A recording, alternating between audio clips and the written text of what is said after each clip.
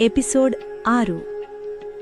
దశరథుడి పుత్రశోకాన్ని తీర్చడానికి వశిష్ఠ మహర్షి ఒక మార్గాన్ని సూచించారు. మహారాజా, నీకు పుత్రప్రాప్తి కావాలంటే పుత్రకామేష్ఠి యాగం చెయ్యవలను. ఈ యాగాన్ని మహాతపస్వి ఋష్యశృంగ మహర్షి చేత నిర్వహించవలను. ఆ మాటలు వినగానే దశరథుడి హృదయంలో ఆశకిరణం మెరిసింది. తక్షణమే ఋష్యశృంగ మహర్షిని ఆహ్వానించారు. శుభముహూర్తంలో యాగశాల నిర్మాణం జరిగింది. వేద మంత్రాల నాదంతో అయోధ్య నగరం మార్మోగింది. ఋష్యశృంగ మహర్షి వేద మంత్రాలతో యాగాన్ని ఆరంభించారు.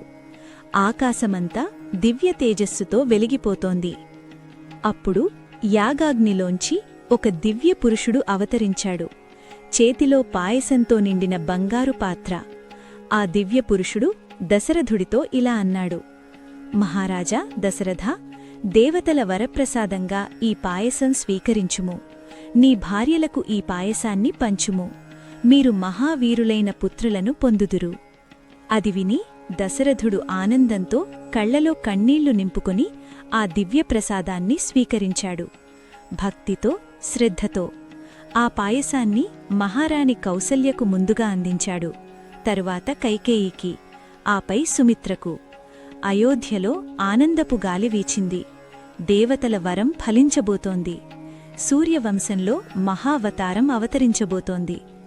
ఆ దివ్య శిశువులు ఎవరు, ఎప్పుడు జన్మిస్తారు? వచ్చే ఎపిసోడ్లో తెలుసుకుందాం.